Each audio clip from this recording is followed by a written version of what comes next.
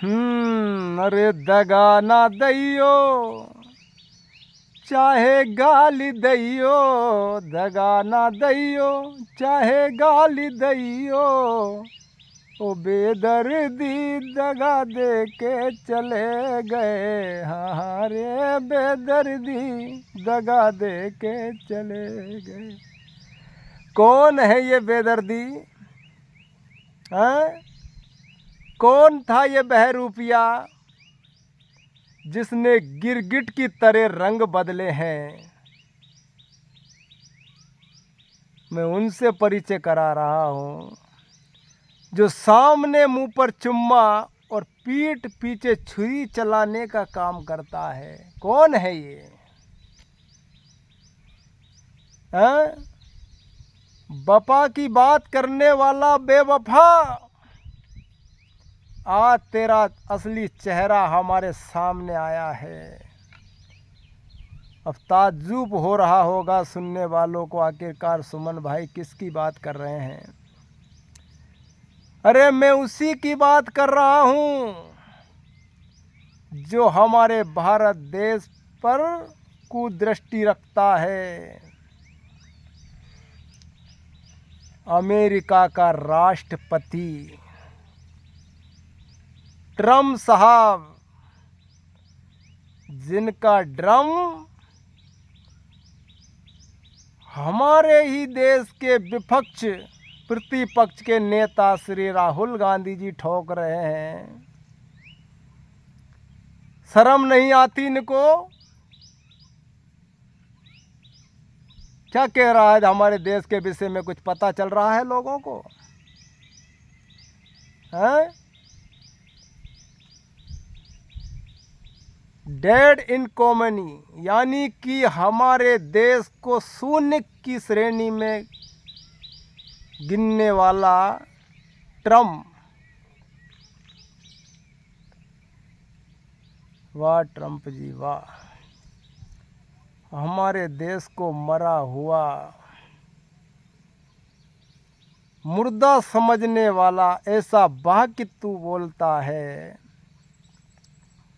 और तेरे इन्हीं शब्दों को सराहना देते हैं राहुल गांधी जी। बताइए, शर्म आनी चाहिए इस राजनीति को, इतनी गंदी राजनीति नहीं होना चाहिए। अरे जहां हमारे देश के सम्मान और स्वाभिमान को ठेस पहुंचने वाले वाक्य अमेरिका का राष्ट्रपति ट्रम्प अपने मुंह से बोल रहा हो और ऊपर से धमकियां दे रहा हो। अभी 2 दिन पहले 25% टैरिफ लगा दी, और फिर और बड़ी बौखलाहट कब से शुरू हुई पता है?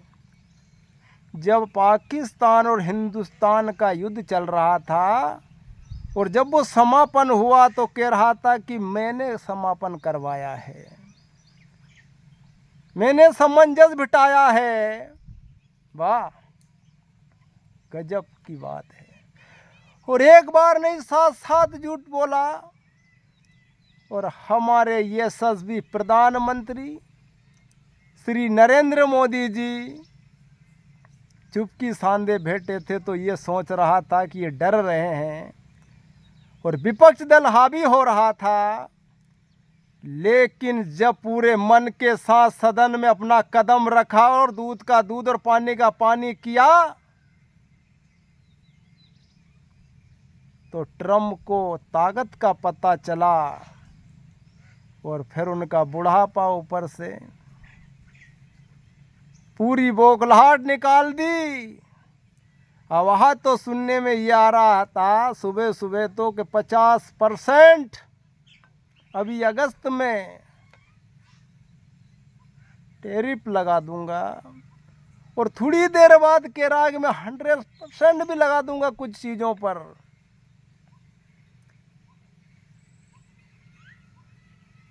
बताइए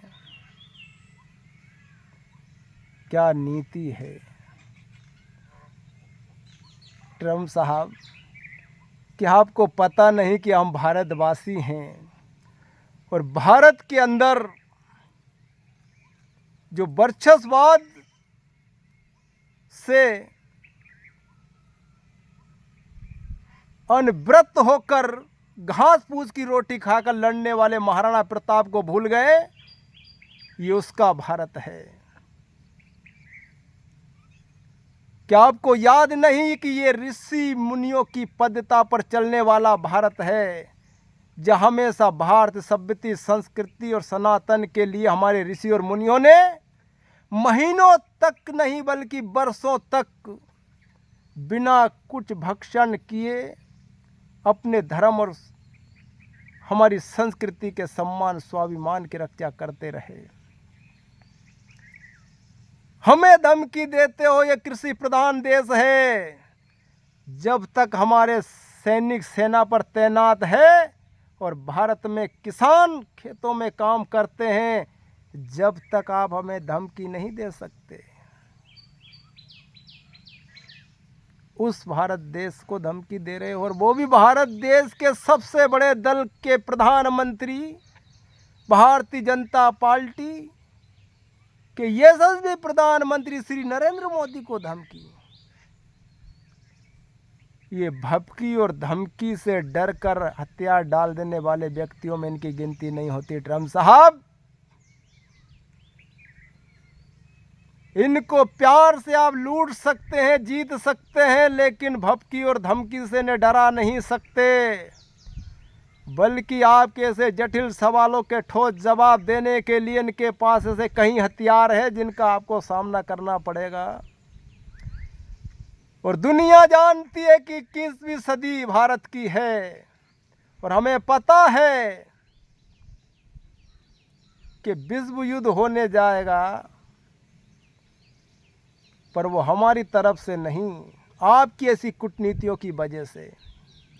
और क्या कह रहे हैं, भारत को पाकिस्तान से तेल बिका दूंगा। क्या पाकिस्तान में तेल बनता है? क्यों मेरे भारत के भाइयों, बनता है क्या? और कह रहे हैं रूस से रिश्ते जो आपके घनिष्ठ हैं वो ना हो, उनसे रिश्ता बिगाड़ें, वहाँ से तेल ना लें। क्यों भाई, क्या वहाँ व्यापार नहीं करते? और हमारे तो दिल के नाते हैं रूस से, हम आपकी रीति और नीति समझ गए हैं, क्योंकि चीन और अमेरिका सिर्फ और सिर्फ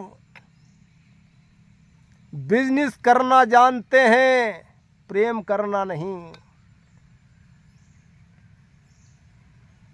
इसीलिए तो गाया था मैंने कि बेदर्दी दगा दे के चले गए। अरे दगा ना दैयो, चाहे गाली दैयो, हमारे पास मुंह पर कुछ और पीठ पीछे कुछ और शर्म आती है मुझे विपक्ष के प्रतिपक्ष के नेता श्री राहुल गांधी पर, जो स्वीकार कर रहे हैं कि हाँ हमारा भारत डेड इकोनॉमी यानी मरा हुआ है।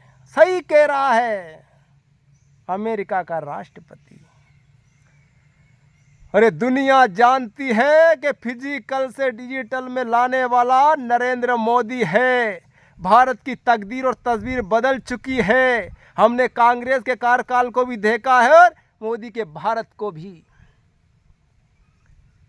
जितना जुनून हम जैसे छोटे कार्यकर्ताओं के अंदर कूट कूट के भरा से कहीं गुना ज़्यादा यहाँ के संत सैनिक और किसानों के मन में है।